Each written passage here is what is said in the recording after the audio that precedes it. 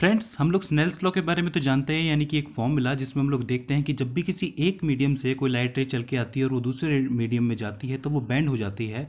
और वो basically depend करती है द एंगल ऑफ इंसिडेंस और द एंगल ऑफ रिफ्रैक्शन के ऊपर। मतलब जितना चेंज एंगल ऑफ इंसिडेंस में आएगा उतना ही चेंज एंगल ऑफ रिफ्रैक्शन के अंदर भी आएगा। लेकिन आज हम इस स्नेल्स फार्मूला की मदद से दो ऐसे रिलेशंस देखेंगे जिसमें कि हम अपनी डेली लाइफ में रिफ्रैक्शन को अच्छी तरह पहचान सकते हैं और समझ सकते हैं कि कहाँ लाइट बेंड हो रही है या फिर कहाँ पे मीडियम चेंज हो रहा है। तो वो रिलेशंस कुछ इस तरीके से बनेंगे कि मान लीजिए कि आपके पास दो मीडियम है। पहला मीडियम आपका एयर है और दूसरा मीडियम वाटर है। एक बार के लिए मान लीजिए यहाँ पर एक आपका नॉर्मल दिया हुआ है, यहाँ से एक लाइट रे आती है चलती हुई और यहाँ आकर के बैंड हो जाती है, हमें पता है। और ये जो एंगल होगा वो एंगल ऑफ इंसिडेंस होगा और ये जो एंगल होगा वो हमारा एंगल ऑफ रिफ्रैक्शन होगा। जहाँ पर कुछ इस तरीके से ये फॉर्मूला बनता है। अब देखिए, ये जो तरीका है हम लोग पहले देख चुके हैं कि एंगल में चेंज आएगा तो इस वाले एंगल में भी चेंज आएगा, लेकिन ये तो एक तरीका है। लेकिन स्नेल्स लॉ को देखने का एक दूसरा तरीका भी है। कहने का मतलब ये है कि अगर मैं इन दोनों एंगल्स का रेशियो ले लूँ, यानी कि साइन आई अपॉन में sine R is equals to में म्यू टू अपॉन में म्यू वन। यहाँ पे स्नेल्स लॉ को दूसरे तरीके से देखिए ये जो रेशियो है ये दोनों ही एंगल्स के चेंज को दिखाता है, राइट। और ये जो रिफ्रैक्टिव इंडेक्स है हमें पता है कि ये कांस्टेंट है। तो हम लोग दूसरी डेफिनेशन में स्नेल्स लॉ को कह सकते हैं कि the ratio of incidence angle and refraction angle is equals to में कांस्टेंट।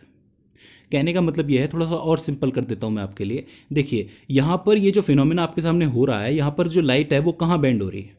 वो लाइट बेंड हो रही है दूसरे मीडियम में जिसका जो रिफ्रैक्टिव इंडेक्स है वो म्यू टू है, राइट। तो यानी कि जिस मीडियम के अंदर लाइट बेंड हो रही है, यानी कि म्यू टू किसके रिस्पेक्ट में? पहले मीडियम के रिस्पेक्ट में। क्यों? क्योंकि पहले मीडियम से ही तो लाइट रे चलती आ रही है। तो हम लोग इसको लिखेंगे mu two one is equals to में साइन आई अपॉन में साइन आर।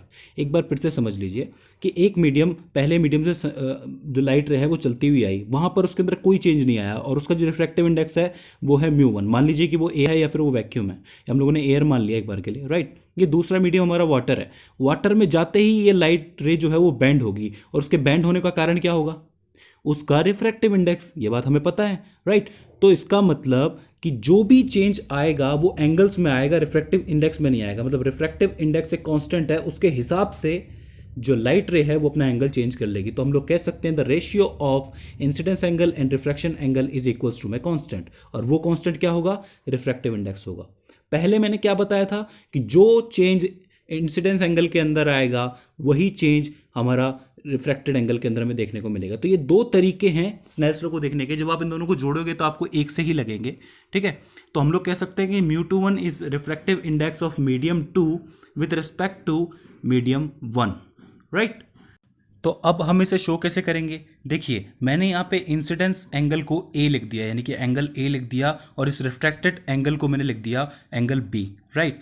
ये इस मीडियम से इस मीडियम में आई और अकॉर्डिंग टू रिफ्रैक्टिव इंडेक्स ये जो है बेंड हो गई, राइट। कांस्टेंट के हिसाब से ये बेंड हो गई। तो हम लोग लिख सकते हैं कि mu two one is equals to में साइन ए अपॉन में साइन बी लिख सकते हैं ना।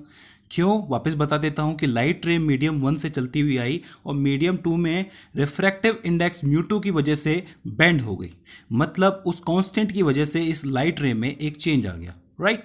तो इसका मतलब mu two one is equals to में साइन ए अपॉन में साइन बी। तो ये हो जाता है एक फॉर्मूला, राइट। ये बात समझ में आ गई। इसी तरीके से अगर मैं कहूं कि इसी लाइन में, सेम लाइन में, सेम मीडियम्स के अंदर अगर मैं इस लाइट रे को रिवर्स कर दूं, मतलब नीचे, ऊपर से नीचे ये गई, इस बार मैं क्या करता हूँ नीचे से ऊपर इसको भेज देता हूँ। यानी कि यहाँ से इस वाटर मीडियम से मैं ऐसे कैसे लाइट भेजूंगा और ये ऐसे कैसे ऊपर बेंड होकर के निकल जाएगी। क्यों? क्योंकि हमें पता है कि अगर पाथ सेम हो, मटेरियल सेम हो, मीडियम सेम हो और लाइट रे की डायरेक्शन सेम हो तो वो वैसे कैसे निकल जाएगी, राइट। तो हम लोगों ने क्या किया, इस बार डायरेक्शन चेंज कर दी, वो नीचे से गई ऊपर से निकल गई। तो अब यहाँ पर हम लोग क्या लिखेंगे? बेंडिंग कौन से मीडियम में हो रही है? मीडियम फर्स्ट में हो रही है। कहाँ से आ रही है? मीडियम सेकंड से आ रही है। तो हम लोग लिखेंगे म्यू वन टू, यानी कि म्यू वन का मतलब, म्यू वन टू का मतलब हो गया कि refractive index of medium one with respect to medium two. तो mu one two is equals to में साइन बी अपॉन में साइन है। क्यों? क्योंकि इस बार जो आपका इंसिडेंस एंगल है वो बी है और आपका रिफ्रैक्टेड एंगल है वो ए है, ठीक है ना।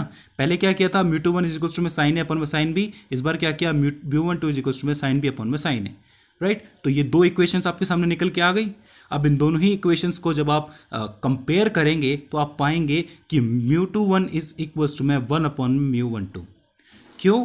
क्योंकि ये एक दूसरे के इनवर्स है, रिवर्स कह सकते हैं आप इसको, राइट। तो इससे ये हमारा एक रिलेशन निकल के आता है जो कि हमें बताता है the reversibility of light in two mediums. ठीक है, तो ये हमारा पहला रिलेशन निकला और आप देख सकते हैं कि ये रिलेशन जो निकला है वो रिफ्रैक्टिव इंडेक्स के अंदर निकला है।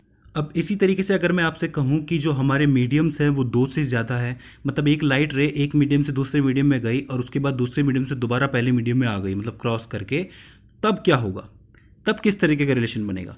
तो यहाँ पर हम देख सकते हैं कि यहाँ पे बीच में हमारा वाटर है, ऊपर हमारी एयर है और नीचे भी हमारी एयर है, और एक लाइट रे है जो कि यहाँ से जाएगी, एयर से जाएगी, फिर वो वाटर में बेंड करेगी, उसके बाद दोबारा यहाँ पे एयर में निकल जाएगी। तो इस तरीके से 2 तरीके के नॉर्मल बने हैं हमारे पास। यहाँ पर आई जो है हमारा इंसिडेंट एंगल है, आर यहाँ पे रिफ्रैक्टेड एंगल है, और यहाँ पर भी आर ही होगा क्योंकि ये दोनों एक ही मीडियम में है तो ये एक ही तरीके के एंगल बनाएंगी, राइट। और यहाँ पे जब बाहर निकलेगी तो दोबारा आई, क्यों, क्योंकि ये एक ही मीडियम में, सेम मीडियम में हो गए, पहले मीडियम और फिर ये लास्ट मीडियम। ठीक है, तो यानी कि ऊपर वाला एयर, नीचे वाटर, फिर नीचे एयर। तो यानी कि यहाँ पर देखिए, सबसे पहले देखिए कि बेंडिंग कौन से मीडियम में हो रही है, सेकेंड मीडियम में हो रही है। ठीक है, सेकेंड मीडियम कौन सा है, वाटर है, तो हम लोग लिख सकते हैं म्यू डब्ल्यू ए।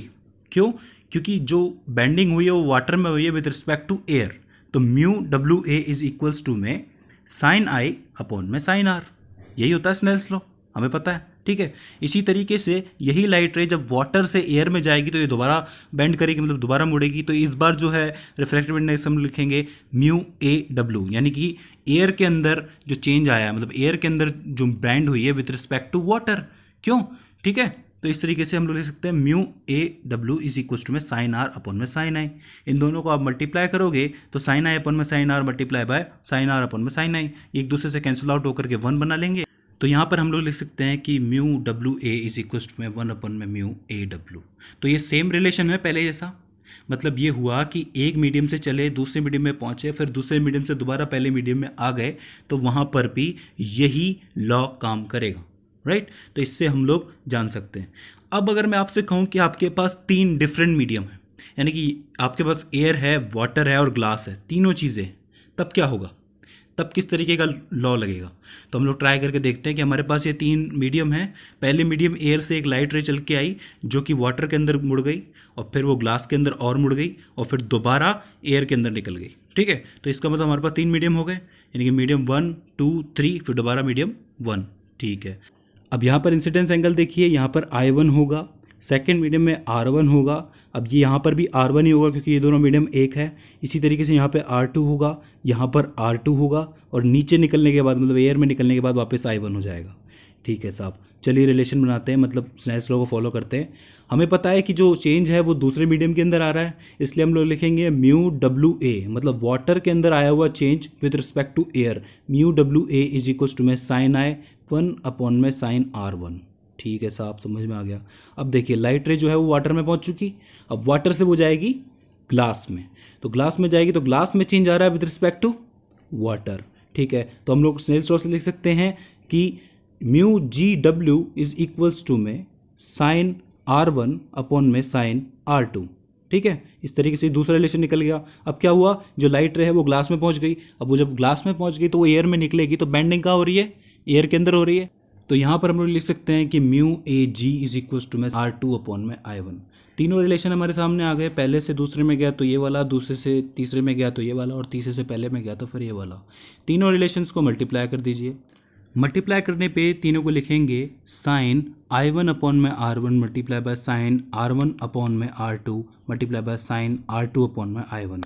तीनों एक दूसरे से कैंसिल आउट हो जाएंगे, R1 से R1, R2 से R2, I1 से I1, राइट। तो तीनों मल्टीप्लाई हो गए तो एक 1 बन गया, राइट। तो यानी कि mu W A is multiply by mu G W multiply by mu A G is equals to में 1। अब देखिए, अगर आप यहाँ पे नोट कर पा रहे हो तो यहाँ पे एक चीज़ हो रही है, यहाँ पर ये जो दोनों मीडियम है आपका वाटर और ग्लास, ये दोनों के दोनों एयर से कनेक्टेड है, मतलब ऊपर जो वाटर है वो एयर से कनेक्टेड है, नीचे जो ग्लास है वो एयर से कनेक्टेड है। यहाँ पर अगर मैं कहूँ कि आप मुझे ग्लास और वाटर, मतलब इन दोनों का आप कैलकुलेशन करके दीजिए, इन दोनों का रिफ्रैक्टिव इंडेक्स और फिर लाइट का बैंड होना, ये कैलकुलेट करके दीजिए, तो ये मुश्किल है, डायरेक्ट मुश्किल है। हमें पहले क्या करना पड़ेगा, ग्लास से एयर फिर वाटर से एयर का दोनों का करना पड़ेगा, और फिर दोनों को कैलकुलेट करके हम लोग ग्लास से वाटर का निकाल सकते हैं। तो इसका मतलब ये जो दोनों पार्ट है मुझे इसको यहाँ पर नीचे भेजना पड़ेगा डिवाइड के अंदर। तो यानी कि mu G W is equals to में 1 अपॉन में mu W A multiply by mu A G. ठीक है, अब देखिए ये जो आपको दिख रहा है नीचे की, जो आपको दिख रहा है ए जी दिख रहा है, इसको अगर मैं रिवर्स कर दूं, मतलब इसको मैं ऊपर ले जाऊं, हम लोगों ने रिवर्सिबिलिटी पढ़ी थी ना। रिवर्सिबिलिटी में क्या था कि उसी लाइट रे को उसी डायरेक्शन में, उसी पाथ पे, उन्हीं मटेरियल में दोबारा भेज दिया जाए तो क्या होगा, वो रिवर्स हो जाएगा, राइट। तो मैं क्या करता हूँ, इस म्यू ए जी को कन्वर्ट कर देता हूँ म्यू जी ए में और इसको ऊपर भेज देता हूँ, यानी कि mu G W is equal to में म्यू जी ए अपॉन में म्यू डब्ल्यू ए।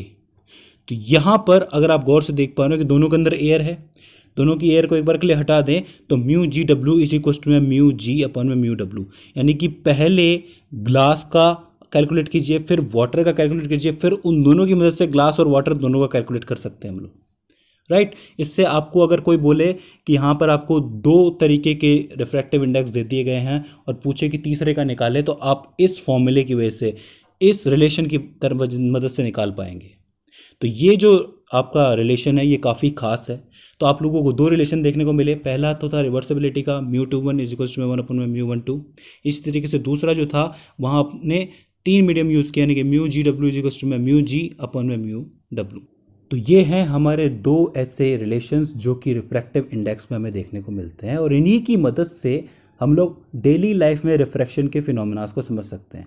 आगे जब हम इसके एप्लीकेशंस की बात करेंगे, फिर चाहे वो प्रिज्म हो, सनराइज़ हो, उसके अंदर हम आसानी से इनका यूज़ कर पाएंगे और आसानी से समझ पाएंगे कि मीडियम कहाँ चेंज होता है, लाइट कहाँ बैंड होती है, और उसकी वजह से फिनोमेना हमें नज़र आता है। सो फ्रेंड्स, ये हो जाते हैं the relation between refractive index और स्नेल्स लॉ को देखने का एक दूसरा तरीका। आई होप आपको ये समझ में आया होगा, ये वीडियो आपके लिए हेल्पफुल रही होगी। इसके बाद भी अगर आपको कोई क्वेरी आती है, कोई दिक्कत आती है, कोई परेशानी आती है, फिर हमसे कोई गलती हो जाती है, तो प्लीज़ हमें कमेंट सेक्शन के ज़रिए पूछिए। सो फ्रेंड्स, आज की इस वीडियो में बस इतना ही। सी यू इन द नेक्स्ट।